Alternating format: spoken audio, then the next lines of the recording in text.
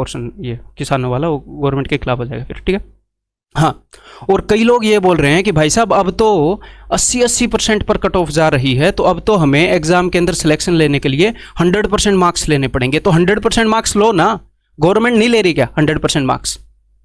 Government ने petrol को 100% पहुंचा दिया, बोलो तुम पहुंचाओ ना, तुम भी मार्क्स लो भाई, ये अपनी अपनी कैपेबिलिटी की बात है। और हाँ, अब कई लोग ये बोलेंगे कि भैया डीजल को तो नहीं पहुंचाया। अरे भाई डीजल को भी पहुंचा देंगे, हद है, कैपेबिलिटी पे शक करते हो। पेट्रोल पहुंचा दिया, डीजल भी पहुंचा देंगे। जीडीपी भी तो अपना 100% ग्रोथ कर रहा है, बात कर रहे हैं क्या? जीडीपी नहीं, -23 चला गया था जीडीपी। वो कुछ एग्जाम में नेगेटिव मार्किंग हो जाती है तो एक आधी जगह नहीं परफॉर्म कर पाती, वो किसी की कहीं पर स्ट्रेंथ है कहीं पर स्ट्रेंथ नहीं है, तो कोई नहीं, वो चला गया होगा -23, कुछ नहीं। इस पार्ट को भी हटा देना, फिर हटा, एडिट कर देना, इस तरीके से कर देना, पता लगे कि एडिट कर रखे।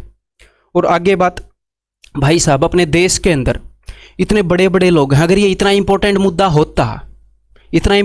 होता तो अपने देश की मीडिया नहीं कवर कर लेती इसको। ये छोटा सा मुद्दा, अपने देश के अंदर इतने इंपॉर्टेंट लोग हैं, अजय देवगन जी हैं, सचिन तेंदुलकर जी हैं, अक्षय कुमार जी हैं, वो कवर नहीं, अक्षय कुमार तो कनाडा का सिटीजन है ना, चलो उनको तो अपने देश के मुद्दों में नहीं बोलना चाहिए इंडिया के, वो तो कनाडा के हैं, तो चलो उनको तो हटाओ। अजय देवगन जी हैं, सचिन तेंदुलकर जी हैं, तो वो ट्वीट करेंगे ना अपने देश के इंटरनल मामले में, उन्होंने बोला तो है। आज तक गलत फायदा उठाया है अजय देवगन ने कभी अपनी पॉपुलरिटी का? बोलो बताओ, आज तक कभी? क्या गुटखा बेचता है? जुबां केसरी, चलो उसको उठाओ। हाँ, तो जो सचिन तेंदुलकर जी हैं उनसे मेरी रिक्वेस्ट होएगी, जनाब आप जब डबल सेंचुरी मानते हो तो आपको क्रिकेट का भगवान बना दिया जाता है, इंसान से भगवान बना दिया जाता है, लेकिन यहाँ पर लोग डबल सेंचुरी मार रहे हैं, 200 में से 200 लेकर आ रहे हैं, लेकिन वो आम इंसान तक का लेवल नहीं अचीव कर पा रहे हैं, सिलेक्शन नहीं हो रहा उनका। अब मतलब 200 में से 250 नंबर हम कैसे लाएं, ये बता दो। 200 में से 200 नंबर लेने वाला भी अगर पहले उसके प्री में थोड़े से कम हैं, ठीक है, बाद में उसने इंप्रूव किया, 200 में से 200 लेने वाला भी अगर सेलेक्ट नहीं हो रहा है, एक नॉर्मलाइजेशन जैसी तुच्छ से फॉर्मूले का अगर शिकार हो रहा है, तो अभी क्या करेगा स्टूडेंट? अभी सीरियस नोट पर आते हैं भाई साहब। देखो हम कर क्या रहे हैं, सभी स्टूडेंट को इसका साथ देना है। 25 फरवरी को सुबह 11 बजे आपने ये जो हैशटैग है ये आपने ट्रेंड करवाना है ट्विटर के ऊपर, और उसके बाद मैं देखूंगा इसके पीछे कहीं फोन, मतलब देखेंगे जो भी है, सिर्फ अभी तो हम यही करा सकते हैं कि सिर्फ ट्रेंड करवा सकते हैं, ठीक है। और मैं भी अपनी आईडी से यहाँ पर ट्वीट करूंगा, तो वहाँ पर आप रीट्वीट भी कर सकते हैं उन सारे ट्वीट्स को। और हमारी सारी डिमांड्स हमने एक जगह लिख ली हैं, तो आप एक बार देख लो, इनको समझ लो, आपको पता होना चाहिए कि हम चाह क्या रहे हैं हर एक स्टूडेंट को।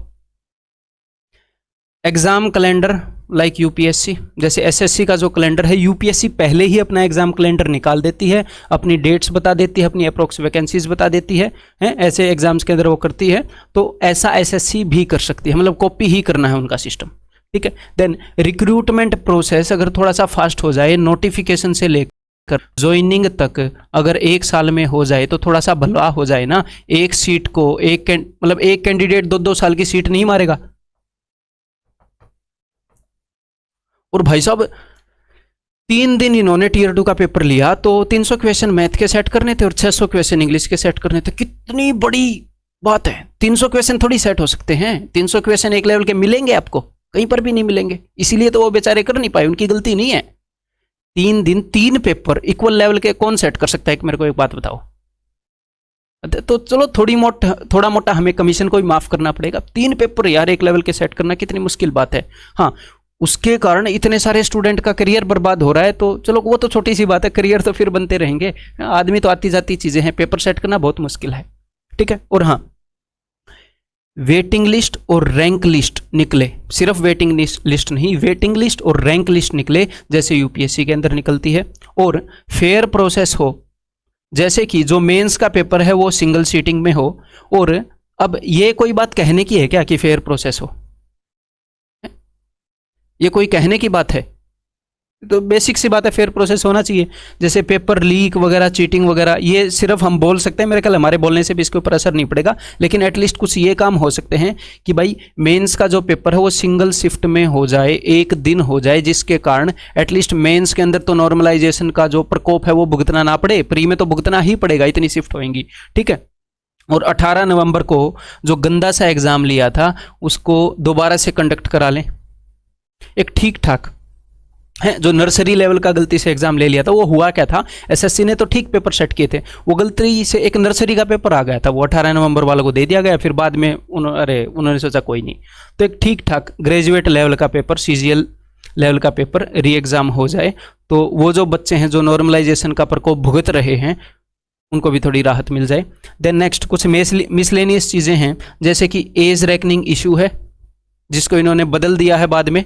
मतलब कि इनको करना क्या चाहिए था, इनको जो करना चाहिए था इन्होंने उसे ऑपोजिट किया, कोरोना के कारण थोड़ी सी रिलैक्सेशन देनी चाहिए थी, ठीक है। और नेक्स्ट, हाँ ये करते क्या है, गलत क्वेश्चन दे देंगे। अब एक बात बताओ, गलत क्वेश्चन किसने दिए, कमीशन ने।